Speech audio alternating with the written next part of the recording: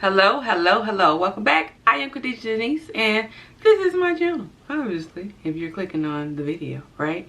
So today I want to talk about, and it's long overdue, I've been putting it off, just because I'm like, well, do people really even care why I left? But I need to get it off my chest. I need to say what I gotta say, and then I can let it go, all right? I'm gonna let y'all know up front that some of y'all might not agree with what I have to say, but that's okay, because this is my opinion, this is my point of view, and this is what I've dealt with while being in Accra, Ghana, okay? The reason that I decided to leave and I might not ever go back, as I wear the bracelet that I always wear, but just neither here or there. So let's get into it. I'm gonna break these down into different points. I do have my iPad so I can stay on task, y'all, because y'all know I be rambling all over the place. So let's get all right. So starting off, the top of the list, I think most important, one of the most important reasons, the lights, y'all. The lights. Like, I get it, Khadijah, you knew you was going to Ghana, blah blah blah blah blah blah blah blah blah. I don't want to hear it, okay? I don't. The Wi-Fi kept going out, even if the lights were on. The cell service kept going out. I'm out of the country, not like, oh, I'm in Mexico, oh, I'm in Costa Rica. No, I'm across the ocean out of the country. I need to be able to get in touch with people. I don't have network, I don't have Wi-Fi, but it's some, like, granted, I have people there that knew where I was and things of that nature, but at the same time, it's like, what about my actual family back in the States, right? So around the same time every day, I kid you not, except of the weekend, the power would go out without fail around 11 in the morning to sometime in the afternoon. When I was in an Uber, the cell service went out. He was like, just pay me what it told me that you needed to pay me. Like, how? That's for safety issues, for so many other reasons. Like, if the network isn't working and I'm in the car with a stranger, he could basically take me wherever the hell he wanted to. I mean, of course, he was probably the nicest person that I met when I was in Accra. Like, no cap, for real, for real. And I was really happy about that. If I were to get stuck in the car, that it had to be with him. So, yeah, that's the biggest thing. The Wi-Fi, the internet, like, I don't see how they're not complaining. Like, they said the Wi-Fi was going to be in and out for like 5 weeks. How people are supposed to function, right? How are people supposed to be resourceful? If I'm trying to start a business, get out of Ghana, all this other stuff that I need the internet for, that I need my cell service for, that I need mobile money for, like, how am I supposed to do that? Come on now. I digress. I get it. Got it. But let's start normalizing generators, right? The people in Ghana always want to talk about Nigeria and like, oh, you think our lights are bad, but Nigeria got generators. It's no reason why a business, that I'm stepping into a business and into a pharmacy and the power is out. Don't these medications have to be at a certain temperature? And have you ever been to Accra? You know, it gets pretty toasty, okay? It's 90 degrees minimum every day, literally. So it's just not acceptable. And I'm gonna leave my wrap up to the end. I'm gonna leave my ranting to the end. So hopefully everyone who is turned off by then, if they're sensitive about the subject, they've already clicked off the video. Moving along to the next point. Now this point, I mean, it's like that 80-20 rule. Like, if everything else was better, is it something that I could deal with? I could. All right, what is it, Khadijah? Bolt, Uber. These people don't want to pick you up. If you're not going to a destination where they would like to go, because they may be done for the night, you may be their last ride, whatever, it may take you 15, 20, 30 minutes to get a boat or Uber. They don't like to use air For whatever reason, they have this conception that if you use the air that is going to use your gas, there's nothing to do with your gas, people. Please turn the air on. Please, I beg you. I plead. I plead. I beg. Like, I just put two words together. I don't even know what I just said just now. But it's irritating because you got to deal with all these other things, right? So it's like a compound effect. So I'm listening to all of the things that kind of like I can't deal. It's just one thing after another, right? And I know there's no perfect situation, but come on now. At least like have some reliable transportation. Yes, I could bring a car, but there's a whole other can of worms that duty and custom and all. No, I'm not doing that. Anywho, these people don't want to come pick you up, but these are the same people who want tip when they do pick you up. These are the same people who complain about how hard it is in Ghana, how hard it is in Accra, but they don't want to make money. I don't get it. I really don't get it. And I get it. Like me as I am. If I decide, hey, F this job, I don't want to go.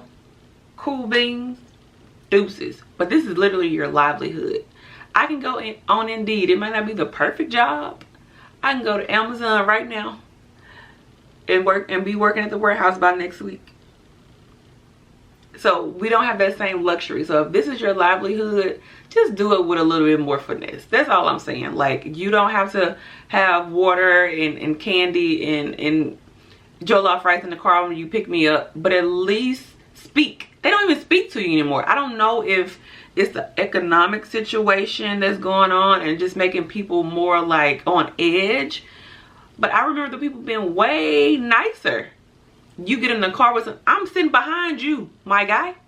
I'm in your car. Hey, I'm in your car. You can't greet me. I'm like, hello, how are you? Hello. And don't even, look, I know y'all gonna get mad. I'm sorry. But if you're gonna be driving and you don't wanna turn your air on, make sure you keep deodorant in the car. Okay?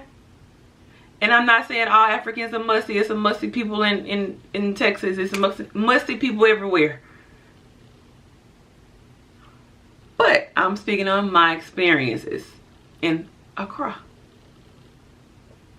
If you don't want to turn your air on, you want to just have me hot back here, that's fine. But at least don't be musty when you're doing it. That's all I'm saying. That's all I ask. Moving along to the next point before I get in trouble on this channel.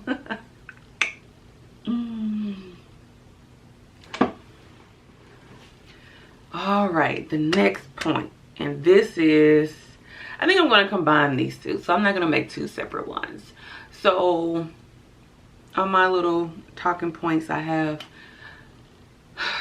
just not being able to fully trust people. And again, I get it. I get it. I know that we come from a place, wherever you are, there are people who are shady, blah, blah, blah, blah, blah, blah. Again, this is my experience in Accra. I don't want y'all in these comments talking about, well, Khadijah did it. I don't want to hear it, okay? I'm telling you that when I went over there, people that I thought we were like this are blocked. People I thought we were like, blocked. I have not spoken to since I left Accra. Because broke people, well, I don't want to say broke, people who are financially strained are typically the worst type of people that you want to have around. And not saying this is all people, right? But the discernment that you have to have when you are dealing with people, just general, but when you're dealing with people that you need, because as soon as I don't even have to open my mouth and people know that I'm not from there, right? As soon as you open your mouth, you're gonna try to charge you more. We already know that, right? Cool, right? I am not a big fan of having someone always have to be with me when I need to take care of my business. if I need to go just get plantain, are you gonna charge me 500 CD just for one plantain? Or are you gonna give me the price that you give whoever, the local lady when she comes shop, right? So if people know that you coming from a different place, need them to maneuver around the city and do certain things, and they're not really the best type of people, they're going to use it to their advantage. And I will say that, I won't necessarily say that, okay, let me slow down, because I don't want to keep y'all too long, but I do want to cover all of my points, because I feel like a lot of people are glamorizing going to Africa, and I feel that, well, I'm going to Accra, Ghana, and I feel the truth needs to be spoken out more, because the same issues that I'm speaking to y'all right now, the same issues that I met other people that came from Jamaica, that came from London, that came from other places in the States, these people are having the same complaints that I do, right? So when you go places with someone, they don't expect to pay for anything, right? Because we're rich. We just have money trees. I got a money tree right now. I'm just looking at money. It's growing as I'm talking to y'all right now, right? And it's very unfortunate. It makes me very sad, and I was so disappointed, because it's like I was really, but something was in my spirit, and I was just like, well, maybe it's not the right time. I thought it was just like my nerves, like that last week right before I got ready to leave, and I was just like, maybe this is not it. I wasn't excited. I thought maybe just my nerves. I was more worried about my luggage. I didn't want to be overweight, because that's really stressful having to pick up out of your luggage at the airport, y'all. And I ended up having to do it anyway. But anywho, that's neither here nor there. But I should have listened, because it just wasn't the right time. But I'm also happy that I went, because I know that I do ultimately want to move to the continent. And it may be Ghana. It won't be now. But I do love just being in Africa. Like, I miss it. I miss it. And it's so crazy, because I didn't have the best experience when I was in Accra. But I know America is not, you know, where I want to be long term. But anywho, so I just had people who really tried to take advantage, and that's the craziest part. Like, I was married to a Nigerian. I know a lot of Nigerians. I have friends who are Nigerians, and I said that to say those, well, I'm not gonna say all of them, but y'all, if y'all know anything about Nigerians, and if y'all have dealt with them, y'all already know.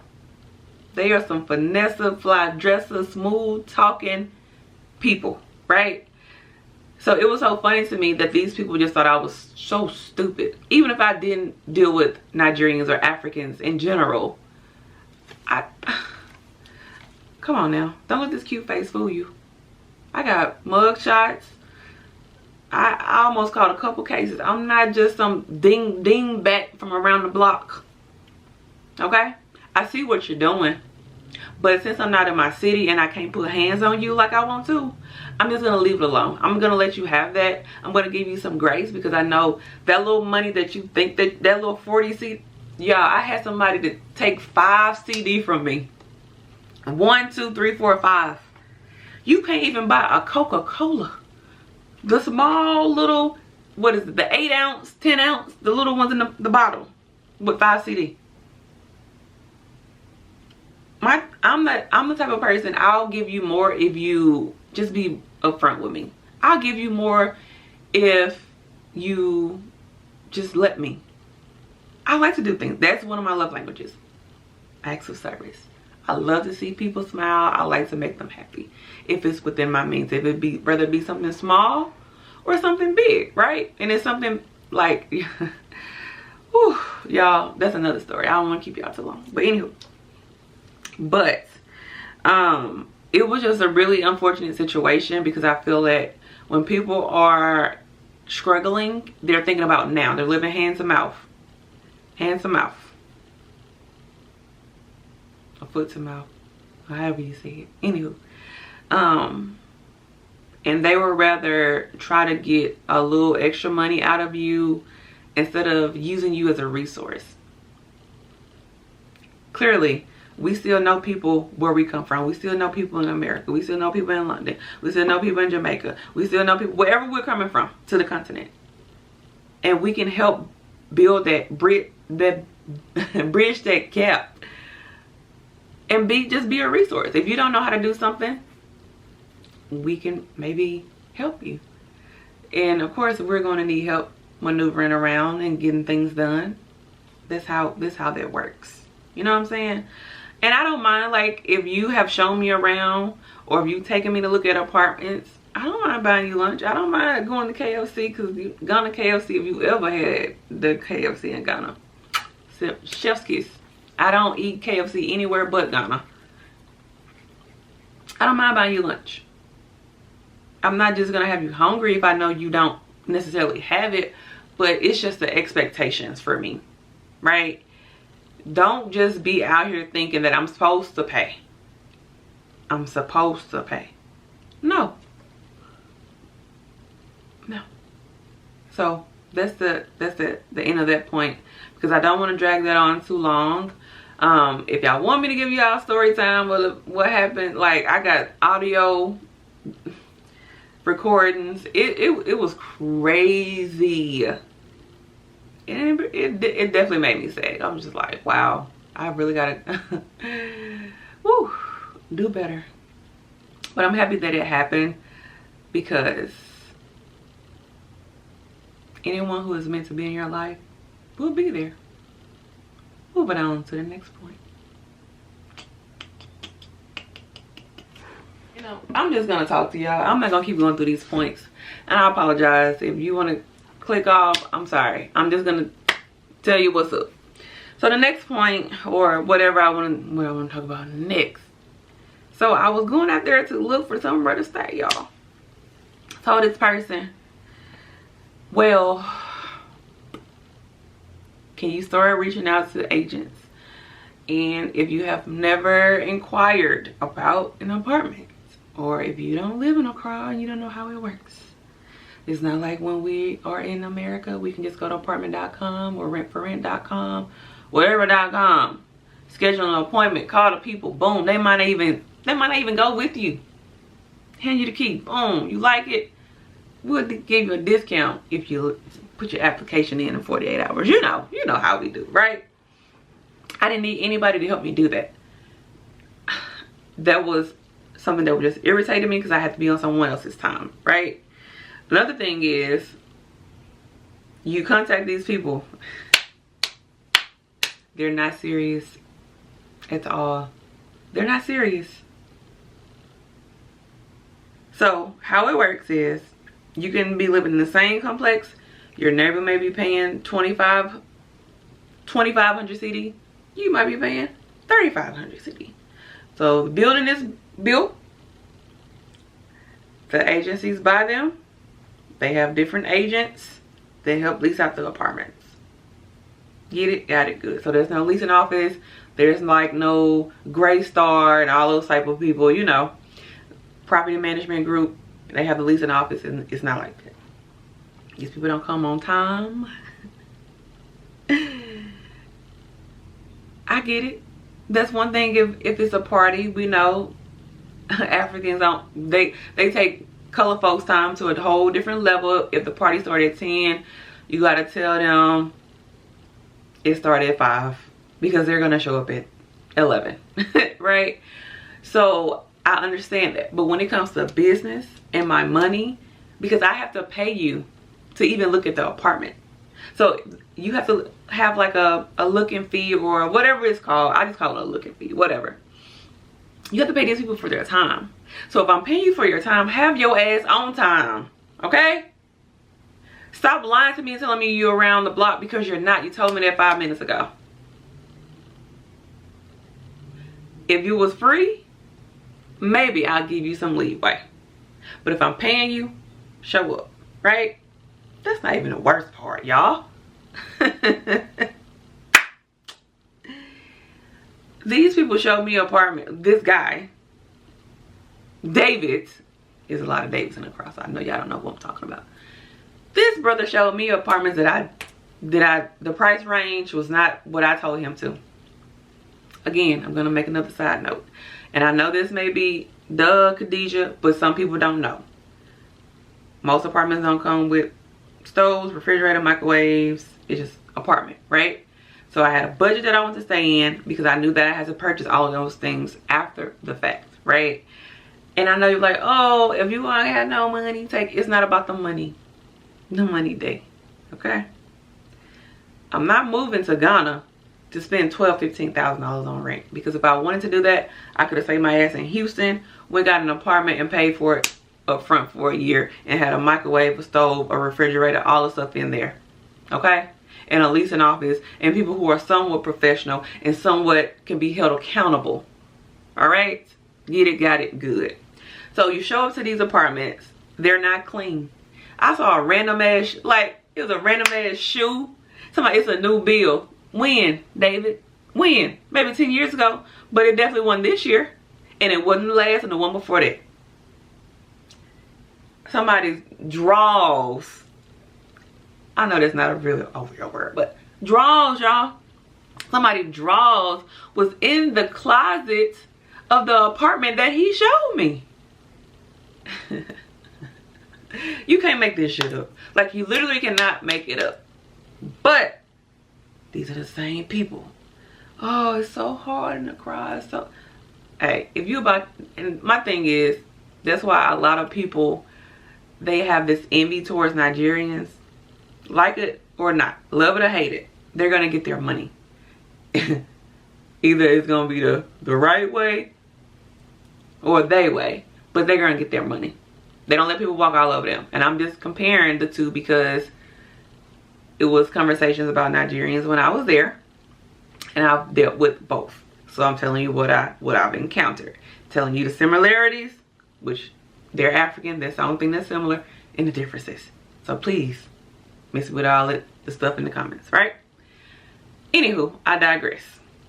Y'all let these people just do whatever they want to do. There are people that you can report them to. Why are you paying 2 years rent in advance when most people don't even make that in Accra? Y'all just, the person that I no longer talk to, he went to go look at an apartment. It was a dirty fucking, I'm sorry, I gotta stop cursing. It was a dirty mattress and a rug. The person had been sleeping in the apartment. What? There was no running water. Like, there was no faucets in the restroom, y'all. Like, please, I want better for y'all. Not even, Khadijah don't ever have to step foot in Ghana again. But nobody should be living like that. That is the bare minimum. And please stop saying this is Accra, this is Ghana, blah, blah, blah. Because that's a disservice to the people who live there. Because it's very intelligent people who live in Accra, who live in Ghana, who live in the whole of Africa. So please miss me with that this is Africa. Because what that says to me when you say that is that you are not capable enough to do it. And I know that's a lie. I know that to be true. So stop making excuses. Yeah, Ghana is safe because the people there are so docile. Let's just call it what it is. Right? They're so passive. They just la la la la. Oh, the lights off. We'll manage. La la la la. They charging us 3 years rent, but we can't afford it. La la la la. We've been working, but our boss can pay us whenever. La la la. Like, come on. Want better for yourself.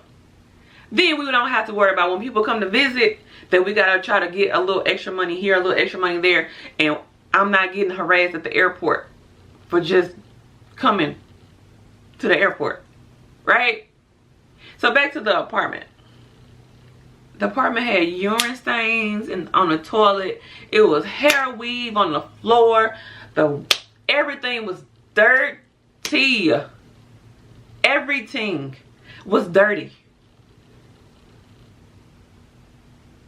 And you want me to pay, cause not only do you have to pay these people to look at the apartment, they get a commission of the rent. That's outside. So if my rent ended up being $6,000 for the year, USD, I got to pay this person $600 because it's 10%. Some people do 8, some people do 10. But roughly it's about around that amount, right? Come on now. Let me tell you, let me tell y'all something. Let me tell y'all something. What they don't want me to do is get over here in Accra and start leasing these apartments. If I can find somebody that I know and we like this and I can trust them and they can show me the ropes and I can get these apartments, because there's people who are watching like you that will come to me and trust me. And I really hate to say that, but it's just what it is. We hear the stories all the time. We hear the stories all the time. As soon as you do, just open your mouth. You may even look like you may be African, but as soon as they realize that you're not from there, the finessing comes. And it pisses me off, because it's like, if we did that when people come from other countries to America, hey, what would they say about us? Right? If we start charging them more when they came to KFC or when they went to Popeyes, like, oh, you African? That'll be $20 instead of 10. They will be livid. So don't do it to us if you don't want us to do it to y'all. Another point, because I don't want to make this video too long. Stop calling me a brony. It's not a term of endearment to me. The stairs. I'm a naturally shy person. I know y'all might like, yeah, whatever, Khadijah. I'm a very introvert, naturally shy. Naturally shy. Did I say that right? I don't like people staring. I get it. I look different. But come on now. No, you wouldn't like that. Right? Just treat people how you would want them to treat you if you went to a different country. If you came to America and I'm just looking at you like you an alien. Like you're not even supposed to be on the planet. I kid you not, everywhere I went. And I also feel like I got treated differently because of my skin color. I'm like, I can go back home. I feel like I was treated worse in Ghana than I'm treated in America. And that may be for a whole different other reason because of my skin color, because I feel like people who are the R word are less intimidated by more fair skinned Black Americans, right? But that's another conversation for another day. I got treated horribly. Like for real. Like then I started getting sick. My body was just and I'm not, anybody that knows me, I don't get sick. I got sick twice, but I got sick for a couple days. I got better, then I got sick again. Like it's like my body was rejecting it, and I had to fly home sick on a 10-hour flight. My layover was like, I was miserable. So it was just a whole experience of just everything is compounded. Like I could probably deal with the staring if I didn't have to be in the dark, if I had reliable internet, if my cell phone worked. I think that's the biggest issue, right? I could maybe deal with the finessing if people were just upfront about what they needed. If you want me to pay you for your time, like, hey Khadijah, like I had things planned, but you know, I'll take you around for the day. Even if you're working if you take out for the week, I'll pay you for the week. Right? I'll pay you for the week. I'll pay you for your time. We'll figure out something that's fair. These are the things that I need to do. Let's get them done, and I'll pay you for your time. Let's just have that conversation. But don't try to play with me. Don't try to play in my face. Then you say, oh, you need to leave that Western stuff back in the West. See what you're not going to do? You're not going to manipulate me either. Because people will play in your face, and then they try to manipulate you to make you feel like you're the bad person. No. We're not going to do that. But all in all, it was a learning experience. I'm gonna go ahead and wrap this up. I think I covered everything. I don't think it was too bad. Hopefully it wasn't too bad, y'all. But this is just my honest to God experience, and I keep saying that people need to be more real and start telling people the truth, especially if they know that more people are looking to move to the continent. It's not anything that you have to be embarrassed about. I was there all of 2 weeks, y'all. I'm like, I'm going home. People that I'm meeting talking about, yeah, I was crying the other day because I just couldn't take it. Oh yeah, I don't know why I stay. And this, you don't have to.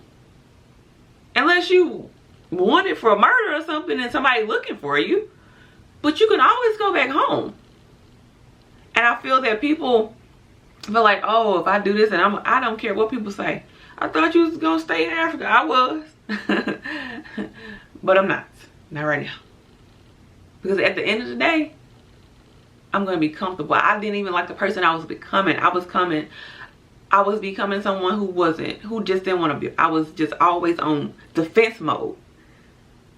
Like, I don't even want nobody to say anything to me. I don't want nobody to be nice to me. Like, I don't want to help. Because I feel like if you help me, then you're going to want something from me. I complained so much because it was so much to complain about. And I just didn't like the person. I didn't like me. I didn't like who I was when I was in Accra. So I was like, okay, I got to readjust. So I came back home. I went to Mexico for a week. Then I went to Costa Rica for a week. And it was nice, y'all. It was such a time. And it's so crazy because even when I went to these other places, they speak Spanish and primarily speak Spanish. And we didn't even speak the same language. No one tried to finesse me. They knew that I wasn't from there. They treated me fairly. They didn't stare that much. I get treated better in other places than I do when I went to abroad. That's so crazy to me. And it makes me sad because I thought that was my forever home. But not right now. But I do plan to visit Kenya. I do plan to visit Tanzania and see how it goes. I do want to eventually go to Nigeria, but I won't be staying there. Won't be staying, but I do want to visit. So hopefully this video wasn't too long. Hopefully I didn't ramble. I stayed true to the point. Y'all know if y'all have questions, hit me up. Please leave all the negative stuff to yourself. Like, I know y'all told me not to go. I know y'all told me not to go over there. But I'm grown. I do what I want to do. But this was not anything to like knock anybody in Accra. I still love people. Genuine people that I met in Accra. I met some cool brothers from the States. So if y'all come across this video, what's up? Y'all know who y'all are. And I did get to build some genuine connections. And I'm happy about that. So I don't want you to think like, oh, she's always has something bad to say about Accra, Ghana. No, I'm just speaking from my experience and what I went through. And hopefully you can learn from what I went through. I would definitely, the biggest thing that I would say, discernment, discernment, discernment, discernment. I didn't want to be engaged. I didn't want to be married. I don't want a man to cover me. I don't want a man to do nothing for me. I don't want all of that, right? So if you're going over there and you got somebody that you dating or you're talking to, there may be a little bit different situation for you. But I didn't want that. I don't. All these men in Africa, you think I'm bringing sand to the beach? You think I won't beat you when you think I'm the sand already there or whatever? Whatever, y'all know what I'm talking about. Ain't nobody gonna tie me down when I get to Ghana. Let me just hush y'all. But I love y'all. And y'all already know what I'm gonna say. If it don't feel right, it ain't right. Protect your energy, protect your peace. And I hope y'all give me some grace for this video, but I don't think I was too bad today. And until next time, peace. Bye.